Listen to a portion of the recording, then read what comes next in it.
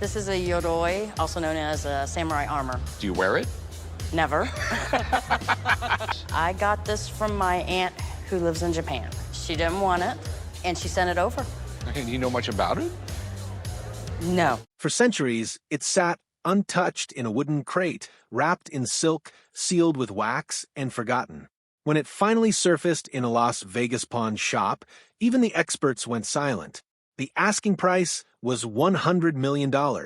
But the armor itself wasn't the most disturbing part. The name engraved inside the chest plate pointed to a warrior whose story had been deliberately erased from Japanese history for over 400 years. The man who carried it didn't look like someone sitting on $100 million secret. He gave his name as Thomas. No last name in the production records. No prior call to the shop. No appraisal appointment. He simply walked through the front door of the gold and silver pawn shop in Las Vegas one morning in the spring of 2019, set a reinforced wooden crate on the counter, and waited. The crate itself drew attention before it was even opened. It was sealed with aged lacquer, the kind that darkens and hardens over decades, and bound with red silk cord that had begun to fray at the edges. Shop staff later noted that the arrival felt different from the moment it came through the door. Most items worth serious money don't arrive unannounced. Collectors call ahead. Dealers send representatives.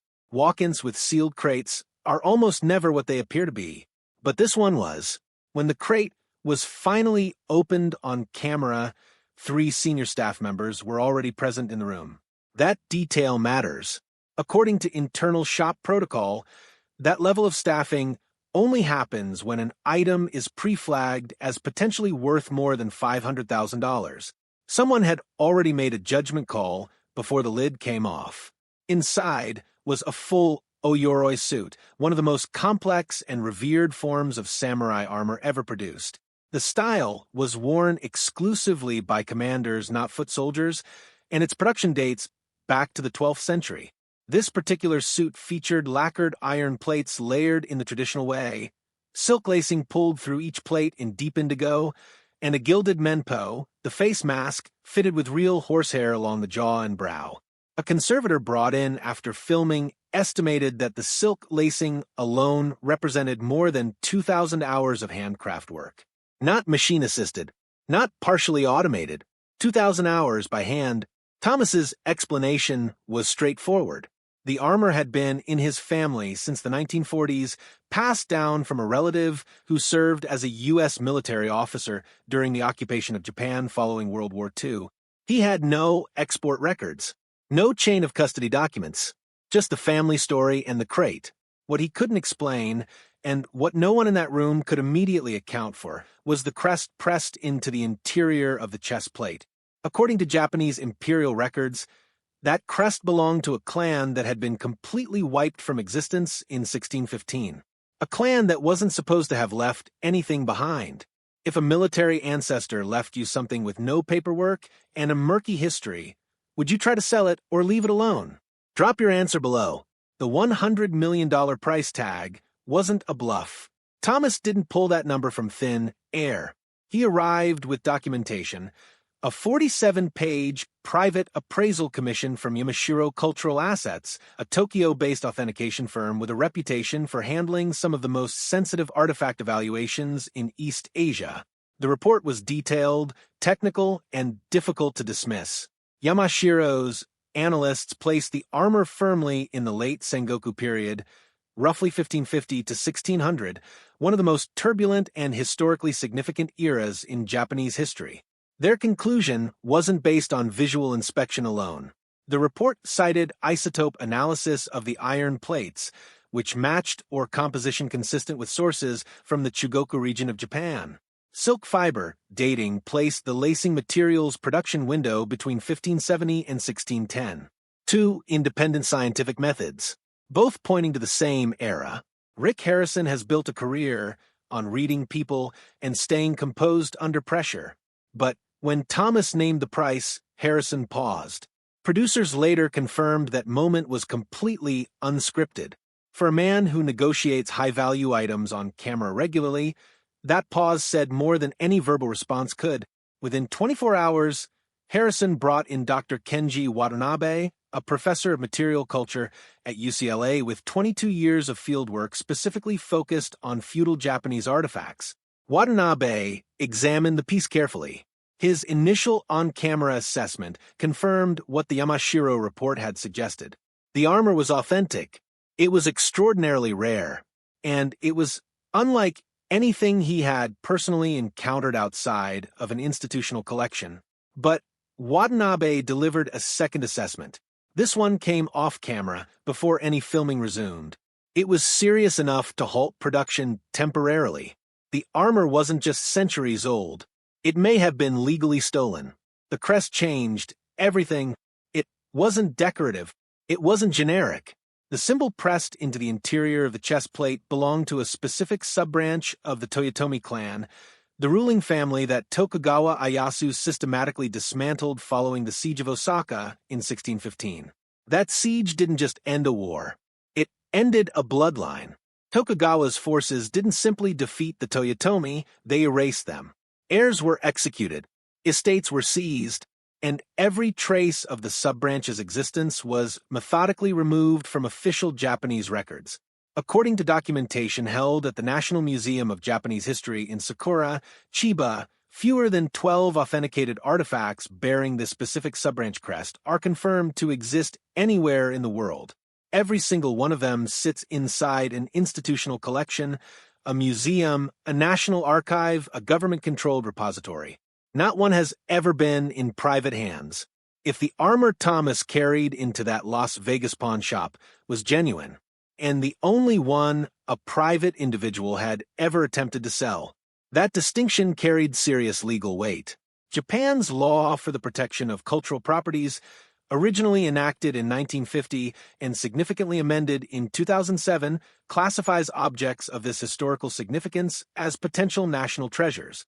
Under that classification, exporting such an item from Japan without explicit government authorization isn't a civil matter. It's a criminal offense. Penalties include up to 5 years imprisonment and fines reaching 1 million yen. Thomas had no export documentation. None. What he did have was a single handwritten letter dated 1947, written by a U.S. Army colonel. The letter referenced acquired cultural materials recovered from a dismantled estate in Osaka during the post-war occupation period. One word sat at the center of everything: acquired. Not purchased, not transferred, not donated. Acquired. The legal web around this armor goes deeper than anyone on camera was allowed to say. And if that kind of hidden history is what you're here for, subscribing takes 2 seconds. That word created a gray zone wide enough to swallow the entire transaction. Pawn Star's legal team couldn't resolve it on location. Dr. Watanabe couldn't resolve it either. So the cameras kept rolling, the episode kept filming, but the armor never moved from that crate. What happened after the crew packed up and left is where the real story begins.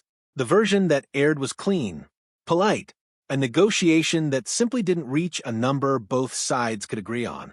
Thomas walked out. Rick shrugged. End of segment. But that wasn't what actually happened.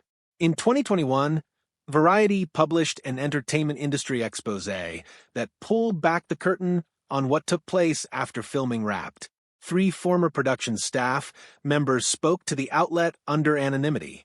What they described was significantly more serious than a failed negotiation. Within 48 hours of the episode being filmed, Harrison's team had contacted 2 independent legal firms, both specializing in international cultural property law. The question put to each firm was straightforward. Could the armor be legally purchased? Both firms gave the same answer. No. The reason came down to provenance. The armor's documented history had a 94-year gap. The last verified record of its existence placed it inside a private Osaka collection in 1914. The next entry in its history was Thomas's family claim, beginning sometime in the 1940s. Nearly a century of unaccounted movement. Under U.S. law, specifically the National Stolen Property Act, that gap was enough to make the item legally untouchable for any American dealer willing to operate above board. There was a second problem.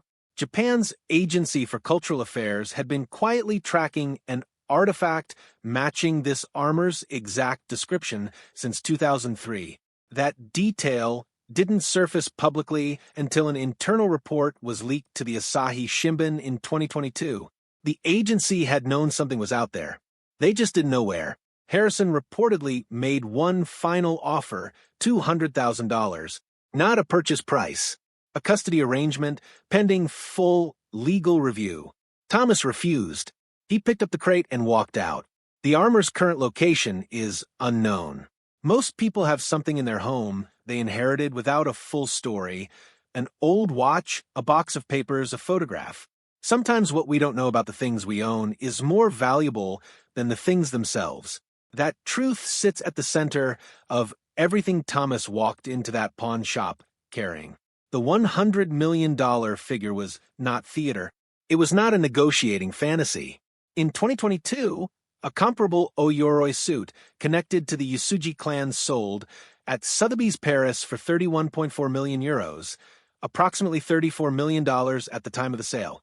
That set a new world auction record for Japanese armor. And that piece had something Thomas's didn't: clean, unbroken provenance documentation going back centuries. Specialists who reviewed the Toyotomi sub-branch case estimated that full legal clearance would apply a value multiplier of 2.5 to 4 times the Yasuji sale price. That calculation places a legitimate valuation somewhere between $85 million and $136 million. The $100 million ask wasn't aggressive. It was arguably conservative. The reason the number climbs, that high, comes down to one distinction. In a 2023 interview with the Journal of Asian Material Culture, Dr. Watanabe stated that the craftsmanship he examined on the Pawn Stars set was consistent with court-commissioned work, not battlefield production. That means the armor was almost certainly ceremonial, built for ritual and display at the highest levels of feudal Japanese power. Ceremonial pieces from the Sengoku period occupy an entirely separate tier in the collector market. According to a 2023 report in the Art newspaper, 3 private collectors, 2 based in the United States and 1 in Switzerland, have expressed interest through intermediaries. None of the offers have been accepted. The armor has not appeared publicly since the episode aired. Not once. That silence is the most expensive detail of all. The episode aired during season 17 and drew 3.2 million viewers in its first broadcast week. The season average was 2.7 million. By that measure, the segment performed well. The production team had every reason to be satisfied, but something else was building quietly in the background. In 2020, a formal letter arrived at the History Channel's offices. It was signed by 14 Japanese cultural heritage organizations, including the Tokyo National Museum.